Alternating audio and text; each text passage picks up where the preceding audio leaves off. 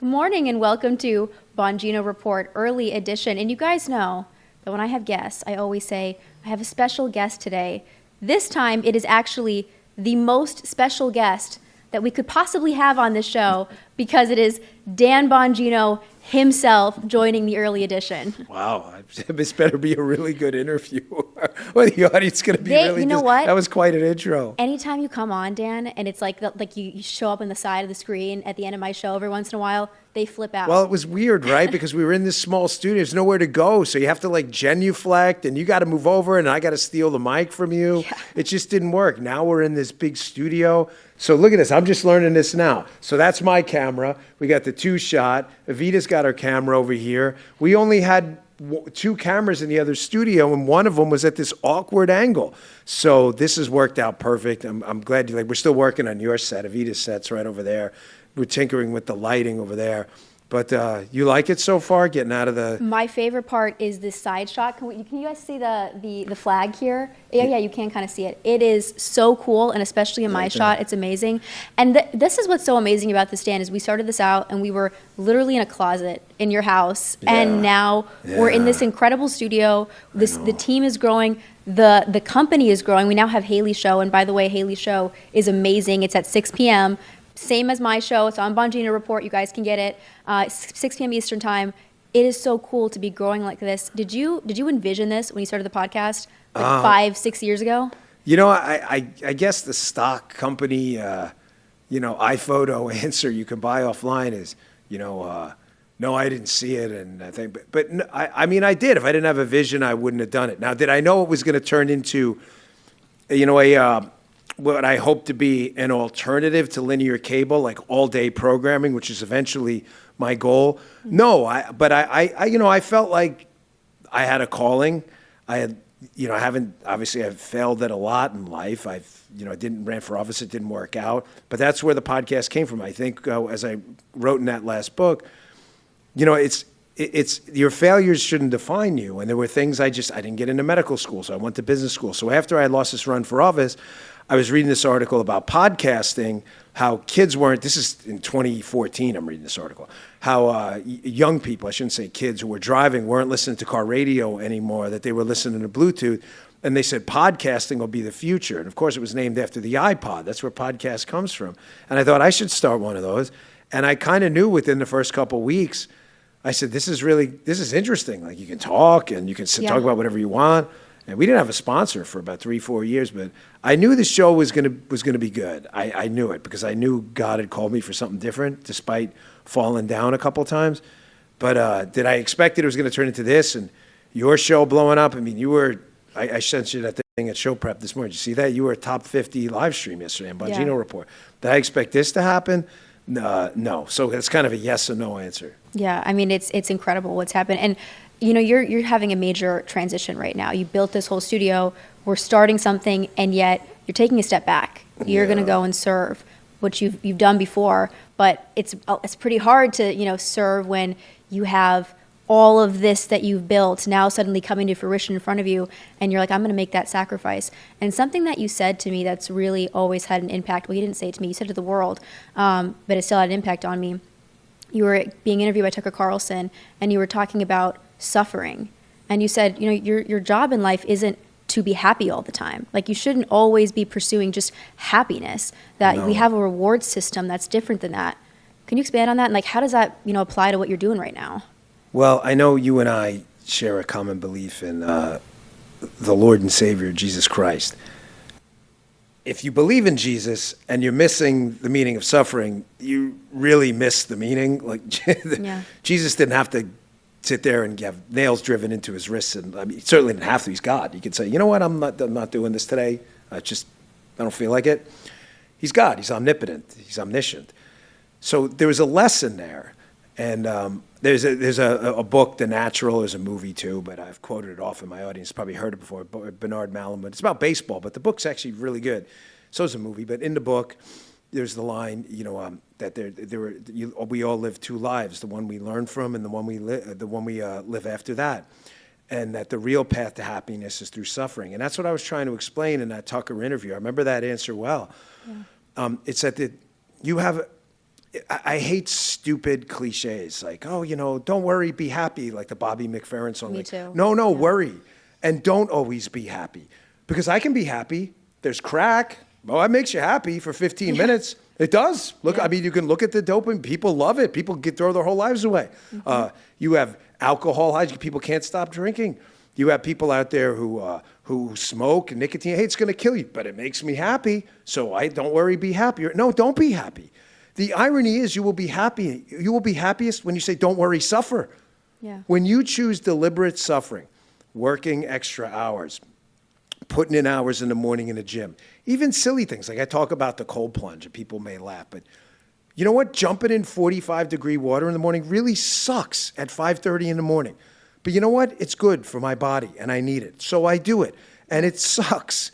And going to your kid's game after a long day of work when you're tired, you could go home and eat popcorn and watch whatever, some crappy movie on Netflix.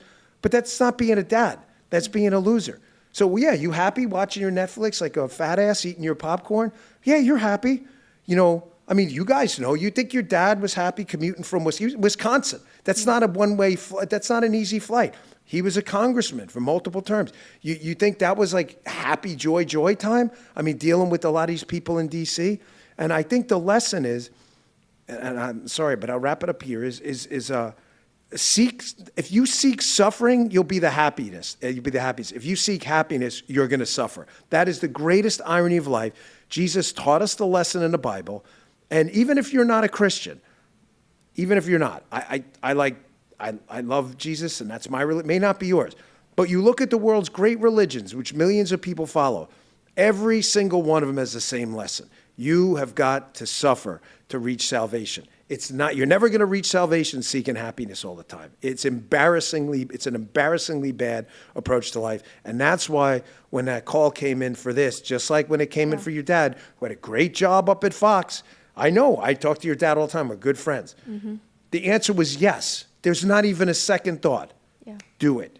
That's the answer, even if it involves some temporary sacrifice. Yeah. And I think even if you're always pursuing happiness and you might think it'll make you happy, ultimately what makes you happy is when you take the hard route and you pursue suffering. That's where the fulfillment comes from. That's what the reward system that you were talking about. But haven't you seen it in your life? I mean, Yeah. you were in University of Chicago, right, with the vaccine thing? Yeah. You could have just taken it, right? I definitely You probably could would have have, taken I mean, you would have caused yourself probably some issues, but you could have saved yourself a lot of headaches, correct? I almost got expelled. Yeah, okay, I had to exactly. sue the university. People were calling me a grandma killer. I had to go in every single week and inconveniently take a vaccine test because I was unclean. Other people I knew were expelled. A friend of mine, she got vaccine injured, and this is verified by Pfizer. It's not a conspiracy. You can look her up. And her doctor said, do not take the booster. And the school had a booster mandate, and they said, you have to take it. And she said, I won't. And they expelled her. And she was like, okay. And there are a lot of people who were brave like that. And if you aren't willing to stand up for that, like for what is right or what is true or what is good, then, there are a lot of other people that are going to suffer too. We are all kind of connected in that way, I think. Yeah. Well, and I bring that up, specifically because there's nothing listen, you've been around this business a long time. Obviously your parents are involved in what do we call it? The content creation business, the talking head, I don't care what you call it, but you've been around this business a long time. And I see it. There were so many really amazing people. Mark Levin's, Hannity's always been there for me. Glenn Beck early in the days gave me my start. And these guys have just been incredible. But there are a lot of fakes and phonies out there. And they pretend like they're above it all. And they make mistakes. I bring that story up for a reason. I'm one of these guys who highlights my mistakes all the time. That was a decision I had to make at the time. It's one of my greatest regrets. I never felt the same after I took it. But I could not get these cancer treatments. But you were in a really special situation. I was. But, still to this day, like I see some of the, I'm only human. I read criticism about me too. I see it. It's hard to avoid because we micro-target on Twitter, so I see my name creep up. And when people say, well, that was dumb, and I'm like, you know what? You weren't in my situation, but I can't disagree with the decision. Like, maybe I should have, I had to get that treatment at that place, and maybe I could have made that decision a little differently. I mean, I try to rethink these things all the time. And I think, one of the reasons you and Haley, I mean, we picked you guys for a reason, have succeeded on this specific network, is I know this audience watching right now, you guys. Bongino Army. The Bongino Army, they absolutely crave authenticity. Mm-hmm. And they don't want fakes and phonies. Like, oh, you know what? I had some special scientific reason. No, I didn't. I just wanted to live. Like, that was it. And maybe I could have rethought it. But I'm authentic when I tell you that I make mistakes too, man. Wrote a whole book about it. You want to read all the things I screwed up? Because there are a lot of them. I advertised it in a book just to let people know. There's nothing special about me. My lodestar is this, and I know where I'm going, but I fall off the path all the time. It happens all the time. Well, and on authenticity, I think it's relevant to the viewers to just know, like, you have never told me what I can and can't say on this podcast. Like, no. And this, for everybody listening, it's so unnatural. I mean, everywhere you go, if there's any kind of overhead, they are moderating content. And you're a mentor, and you tell me, hey, I think here's a way to think about this, and it's very balanced and it's very respectful. And I never have felt like I am told what to say or what to think by you. And I think the viewers can tell that. So I really appreciate that. And on being authentic and true, Dan, I have to tell you that when I cold plunge, it's 33 degrees, and it's in the middle of the lake, and I chop up the ice in Wisconsin. You win. I'm not doing no 33. I keep it at, 46, 47. I keep it at 45, but it usually goes up to 47 because I got to cool it down. Have you tried to get it to 33? No. For 33, I'm suffering. I just told you, I'm not suffering. Here, let me show some authentic side. I ain't suffering that much. I forget what I said about suffering. I'm just kidding. I ain't going down to no 33. No, not a chance We'll in have Hades. to show the video of it at the show next time, you guys, because I'm out there with Michael in the Bring middle Michael of the lake. in with you. Chop the ice, jump in there, and we have the thermometer. It's 33 Justin, degrees. get that video and stick it in their show, and they don't know about it. That'd be fantastic. That show would go nuclear, watching these two freeze their butts off. 33 degrees. That's insane. No way. But there's something so much better about jumping in a lake. Yeah, I agree. You got to try it in a lake. I agree. It's different. It's cool in a lake, and you feel like you're in nature. There's something really amazing about that. I wish but it's Florida, and Michael knows there are not many lakes with 33-degree water, right, Justin? Florida. Justin, have you ever seen a lake in Florida with 30? No, never. Justin hasn't seen a lake in Florida with less than 80-degree water at all. He's been down here. Justin has Florida seniority over all of us, so we're all kind of. I think I've been here 10 years. He's been here his whole life. So Guy 6. So yeah, he's got the Florida seniority. Dan, I want to get to something that we were kind of talking about before this started that I think I would love to get more of your opinion on. You got this kid, I think it's Mahmoud Khalil. Yeah. He's a 30-year-old man. He was at the University of Columbia. He was a graduate student.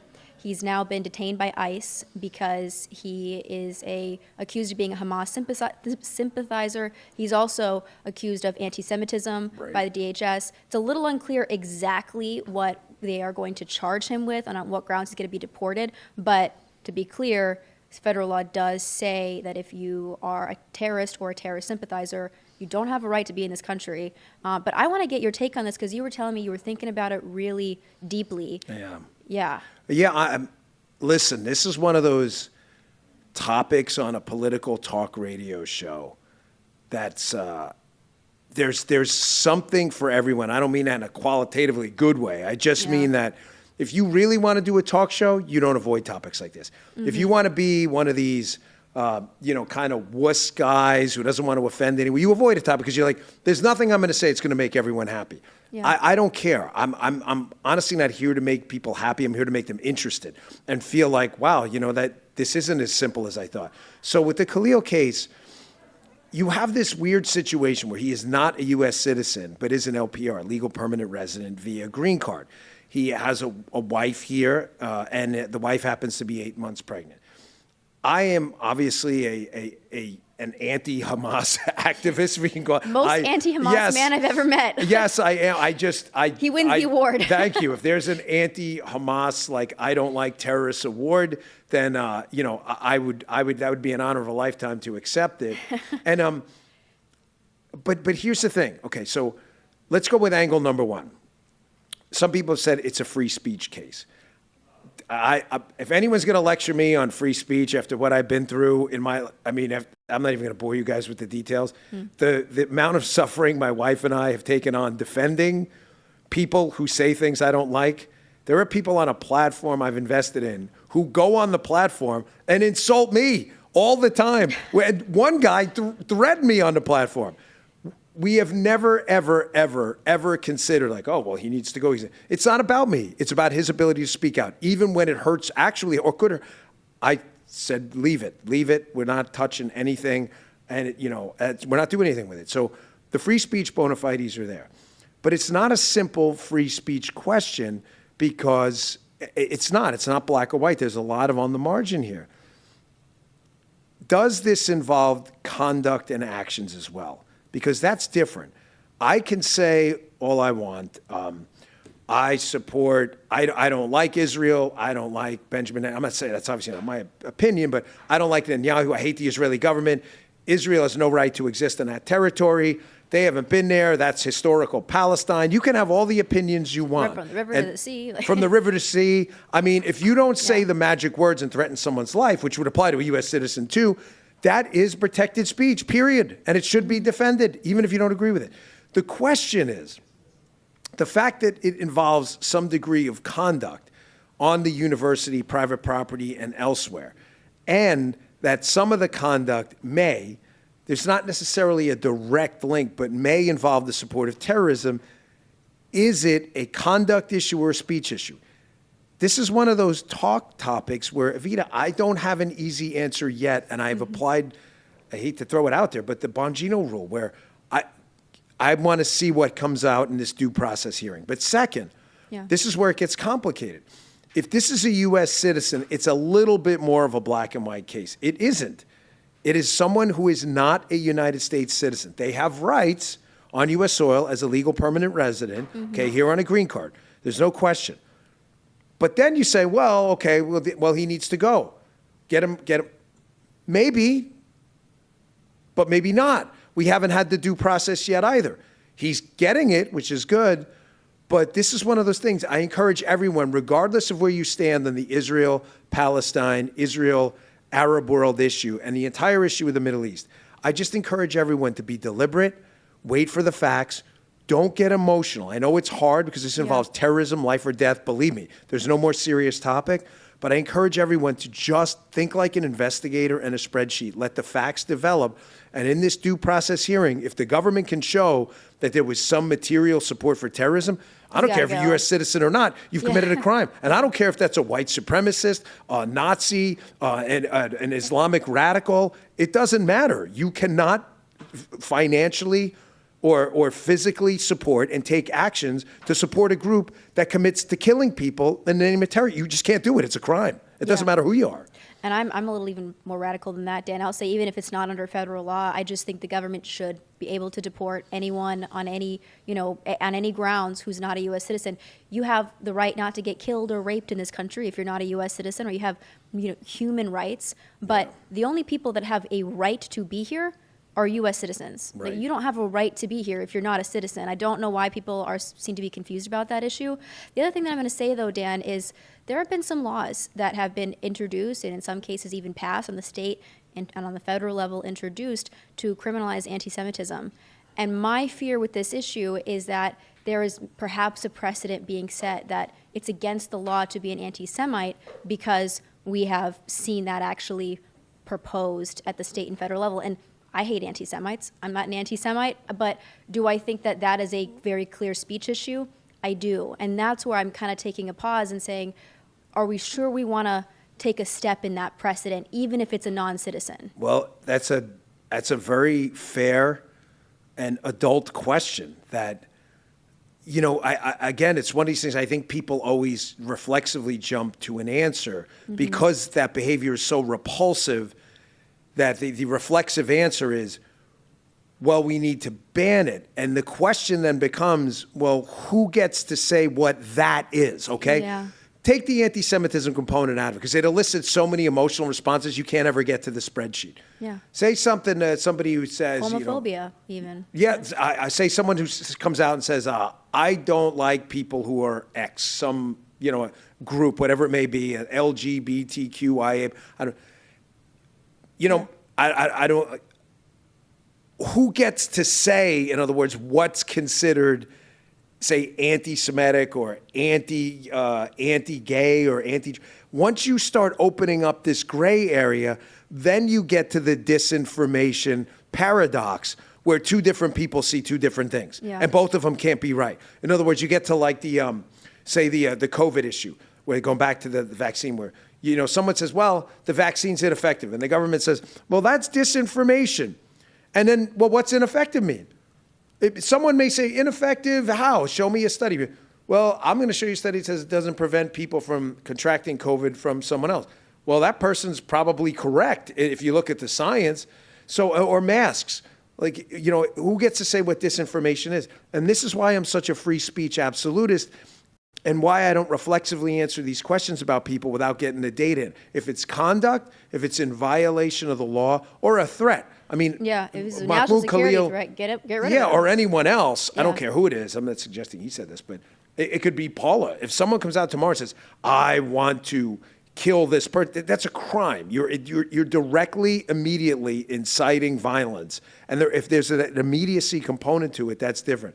But the gray area of disinformation bothers me, because you're always going to get politicians who weaponize the term. And disinformation becomes any information you don't like. I got one more point to bring up to you on this one, Dan. And I'm just going to say about those kids that were protesting at Columbia, at my school, the University of Chicago. I didn't even think I would. I was shocked by myself when I reacted to this, because I had such a negative, visceral reaction. It brought back all these memories to me of students who treated me horribly, like friends who were liberal, who then were sending me death threats online, and they were, just... Are you talking about the anti-Israel or pro-Hamas thing? So when I was at U Chicago, I had made a anti-socialism statement, and I got just slammed with hate from my peers, to the point where like law enforcement had to get involved, the university had to get involved, David Axelrod had to come out with a statement. Like it was a big deal. And so what I'm saying is that I saw those pro-Palestine kids on campus, and it brought back these memories, because I know they're not motivated by, many of them, a love for Palestinians. They're motivated by Marxism. It's the haves and the haves not, and I know where it's coming from. At the same time, Dan, I remember during that time when I was canceled in 2020 that there were university students who attacked this country, America. They were looting, and they were burning our cities, and they were toppling down monuments. And I know that ideology was coming from the university system, and there weren't any calls to get rid of foreign-born students who were involved in the BLM rioting. And to me, I think, we can have a conversation about anti-Semitism and anti-Israel sentiment and pro-Hamas, serious questions. And at the same time, I go, where was this outrage when we were talking about America? I want that too. That was my reaction to this as well. There's a great op-ed in the Wall Street Journal. It came out 2 days ago. And the gist of the piece is, because America is an open society, and we've been very open to people. Whether you like that approach or not, it's a fact. The country was built by early Americans. There's no doubt about that. But my grandparent, Paula was an immigrant to the country, a first-generation immigrant. Mm-hmm. My grandparents came here from Palermo, Sicily. Immigrants have played, vital role. Anyone from the Irish to the Italians to people who've come here from Spanish-speaking countries and other places around the world as well. But because we're an open country, it's been said, who was it? Was it Scalia who said it? Like, none of this stuff is like a suicide pact either. Like, we don't have to allow people into our treehouse who hate the place. And there's this op-ed in the Wall Street Journal where the guy's like, isn't this common sense? Yes, once you're here, you have rights. That's it. Like, we have a constitution, and there are four corners of it. Respect it no matter what. Like, as much as I want to get rid of Ilhan Omar, she's a citizen. She has rights. And you can't just say, like, no, she doesn't, because we don't like what she's saying. That's not the way. The Constitution is not a suggestion, is what I'm getting at. Yeah. It's a hard stop sign, not a four-way stop sign no one pays attention to. You have got to follow the rules, or else you have nothing. You have chaos and anarchy. However, the rules also say you don't have those rights if you are not an American citizen. American citizen in Paris still has rights of an American citizen. A resident of, Accra, Ghana, who comes over here, until they land on U.S. soil, has no such rights. Matter of fact, Even one of the exceptions to the search exception in the Constitution is at the border. You do not have those rights at the border. Even you, when you come into the border, it is, we can search your vehicle. Wait, Fourth Amendment, not at the border. You don't even have American citizen rights. And we're letting people in, obviously not anywhere close to all, but a subset of people coming into the country who just hate the place. They hate everything about us. They love the first world living standards, but they hate the place. And that's the suicide pact that we've been warned against. Like, the Constitution was never meant to be a suicide pact. Everything has four corners around it. Even our wonderful, amazing First Amendment. You can't threaten people's lives. You can't libel people. Yeah. I can't come out tomorrow and say, I have evidence Evita was born on Saturn. Like, I can't do that. It's not true. I made it up. But I have the First Amendment. That's, everything has restrictions on it because the Constitution was not meant to be a suicide pact. And this is what bothers me. And like with the protesters on campus. Hey, listen, your viewpoint is protected. You hate Israel. You hate Netanyahu. You hate the IDF, the Shin Bet, the Mossad. You hate them. You are allowed to do that. But the question is, are you allowed to do it on a private college campus? If they say you are, it's their property, it's not mine, that's fine. But then there's other questions. As I said, everything's nuanced. Are you allowed to stop Evita Duffy from walking in a classroom? Because Evita has rights too. Yeah. And the answer is no, you're not. You are not allowed to physically contact Evita Duffy and say, you can't go in the classroom. You can't. So, these are really nuanced questions that I think our audience, which you've seen, who's very deep, the Bongino Army are super smart. Just read the chat. They understand that none of this stuff lends to easy answers. But when you talk it through like me and you were doing now, you're like, you know what? I think they're right. I do love the First Amendment, but the First Amendment, like any other right, doesn't allow you to impact on the civil big R rights of others either. Yeah. Well, and there's an interesting conversation to be had about the Catholic Church, Dan, because you were just talking about identity and who has do you just have a right to come in here? And is that the Christian answer, right? Because you'll see the Catholic bishops will slam J.D. Vance, will say, we have to just let all these people in and have Catholic Charities be a government contractor and facilitate all this and get billions of dollars from the taxpayers. That's the right Christian moral thing to do. And we have to have conversations about what is the moral thing to do. In the past, church fathers have said that it's actually the duty of the leaders of said countries to protect the people. Like, that's a moral duty. And protecting the people includes protecting them from threats like terrorists crossing the border, but also protecting the unique American identity that we have. And there's this narrative right now, and I'm seeing it on these viral Jubilee videos that are going viral, going around the internet, that we don't have an identity, that it's meritocracy and everybody can believe what we believe, and it's kind of a salad bowl, not a melting pot. And to me, Dan, that is so backward. We are a people. Yeah, we're not a salad bowl. No. A salad. Why does our military work so well? And the answer is because when you go to boot camp, we specifically are absolutely not a salad bowl. You've got, say, an immigrant from India who maybe grew up speaking Hindi or something, but now has learned English and is a U.S. citizen who says, I'm going to serve in the United States Marine Corps, next to a guy who may be white, whose parents are, immigrated from Ireland, say 100 years ago, or grandparents, whatever it may be, great-grandparents came over, right? And the whole idea is we are not going to recognize superficial differences that mean nothing. You are part of one cohesive team. That's why the military is so damn effective before we started to break it up with this DEI stuff.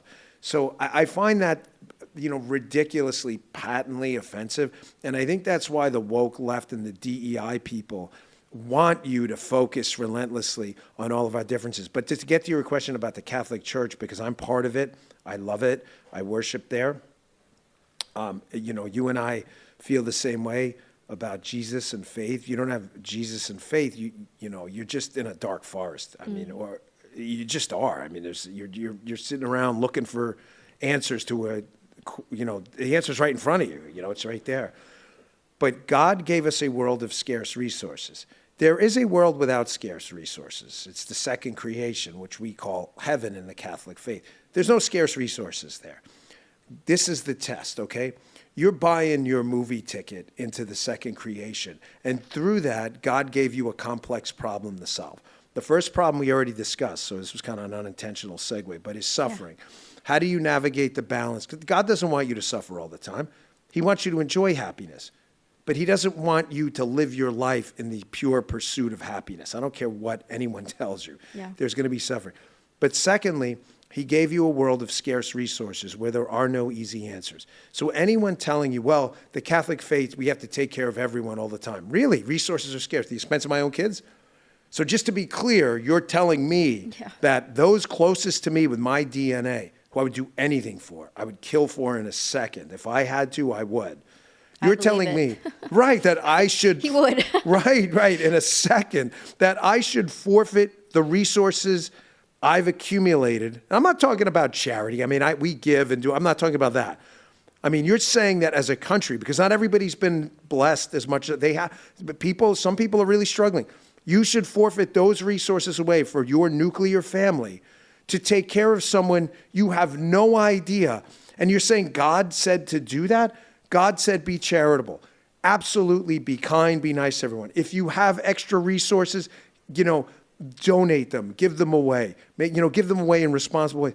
But we should just endlessly take in groups of people at the expense of our own citizens and our own laws. That's so incredibly naive. I'm really convinced you never actually read the Bible. Like you think you read the Bible, but you didn't read the Bible. You completely missed the context of it.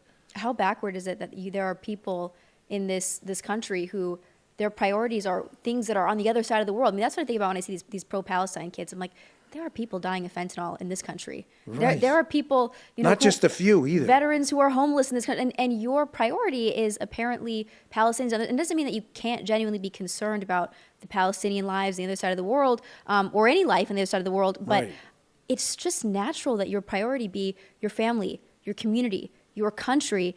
And for so many people, that doesn't seem to be the case. And they slammed J.D. Vance for this. The Pope Francis did, because he articulated this really eloquently, better than I'm doing now. And Pope Francis said, that's not Christian, actually. That's it's contrary to the Catholic doctrine. And this is not correct. Pope Francis was patently incorrect about this issue. He is, and I think the infallibility of the Pope argument is frequently misinterpreted by people who haven't really read, but I mean, he's just wrong. Faith and morals. Yeah, he's just incorrect on this. The irony of what you just said, and where Vice President Vance is totally on it, is the point JD is trying to make is when we build a solid core of nuclear family home units, it's almost like there's the positive externality that comes from that is I don't want to talk in lofty terms, but the energy is infectious. When you have it's simple. Let's do the inverse. It's easier to understand. I wish it weren't, but it is. You get a family full of fatherless homes in a broken neighborhood. What do you have? Every single time, crime, destruction, property damage, economic loss, no tax base, low property values. The correlation is 100%. Yeah. Then you see other neighborhoods, middle class, upper middle class neighborhoods, 2 parents, good job, maybe 1 stay-at-home parent around the children, good, decent schools. The correlation is almost perfect.